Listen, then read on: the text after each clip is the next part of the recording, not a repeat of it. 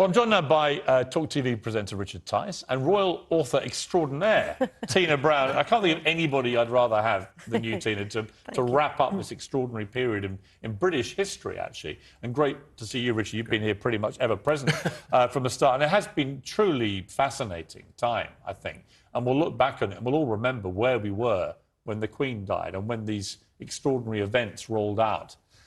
What do you make of it? Where are we with all this? Well, you know, I felt, coming as I do now from New York, it was like the Queen's last great act of soft power, from dying in Scotland, which reminded them of wanting to be at the heart of the Union, perhaps again, to this last extraordinary, these days where this crowd came together in this incredibly beautiful way. So actually the crowd became as much of the event as the actual funeral became. It was. I mean, what struck me, I've written a column about this for The Sun tonight, was that all the flashpoints of division between us in this country, going back to Brexit, whether it's Donald Trump, Brexit, COVID vaccines, you know, independence in Scotland, the Northern Ireland Protocol as a result of Brexit being threatened and so on. All these issues which really had split families apart. I know people who literally fell out with family members over some of these issues. They split up friendship groups.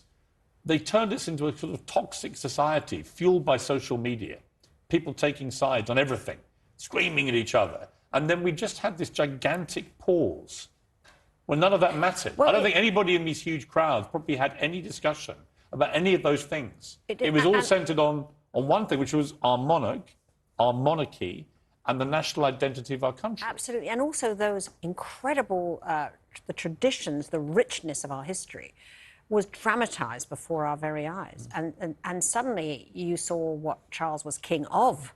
So from his point of view, you know, the last year he has actually been the stand-in for his ailing mother, and all of a sudden he has stepped into the void left by her. And, you know, I thought my biggest concern before it happened was that the country would just spin, you know, in this sense of unbelievable loss, which it has. But there has also been a reassurance from it, because you saw the great, thick, sort of, you know, the richness of these traditions that really have this potency. And into that void stepped Charles. I mean, you wrote this, I mean, incredibly prescient book, The Palace Papers, Inside the House of Windsor, the truth and the turmoil. On the back, can the monarchy survive? That question has been answered, I think, this week. I think it's been answered. I think King answered. Charles III, I mean, Richard, we've been talking about this a lot, but I think King Charles III has got off to an extraordinarily strong start in reassuring us, as Tina said, that he has what it takes to follow his mother. Completely, because what he did actually, Piers, he gripped it, literally, the moment it happened. And he reassured and gave confidence to the nation.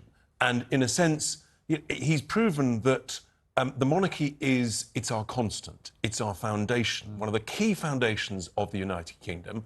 And he's proven that it can survive anything. And we've celebrated, and in a sense, yesterday, the life of the greatest Britain, in my view. And we're all privileged to be part of that history. And interestingly, Tina, I think that she had the same kind of philosophy about how to deal with challenges as the great Sir Winston Churchill, who was her first Prime Minister, and I suspect the one that she had the most respect for. But his one was KBO, keep buggering on, through World War II, of course. And her version of that, as we heard from Jacinda Ardern, the New Zealand Prime Minister, when she said, how did you have children and be reigning a country? And I can't imagine. She said, well, you just get on with it. Well, I know, I love that, but that is so exactly right. And, of course, Prince Philip always used to say, look up, look out, say less, do more.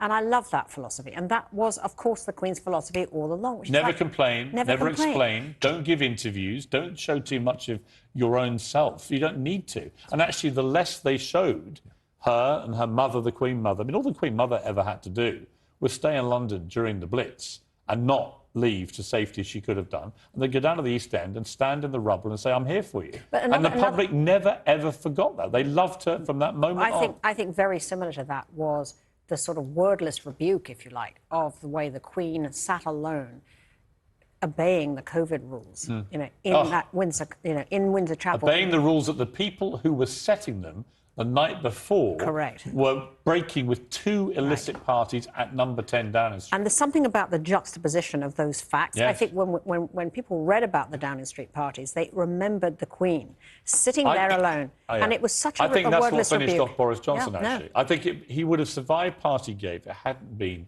for the harrowing image of a lonely I agree. Queen mourning the rock of her life because she felt a duty to obey the rules that the person who'd made them and his team were breaking with such impunity. And she couldn't visit him for 6 weeks in hospital. Yeah. The agony of that for her. But Because she again, never thought of jumping the queue. She probably could have jumped the queue, and we'll come she to could. that later. Probably could have done. She's the Queen. But she decided she would never do what her people weren't allowed to do. It reinforced the difference between a monarchy, the Queen, and the Duke of Edinburgh. They always delivered. They performed, they just got on with it. They rolled their sleeves up, they worked hard and hard and hard, and it was never in doubt. And I think that's what King Charles will now show us. He's been out there, he's been meeting people, he's been visible, and I think we should actually be full of confidence.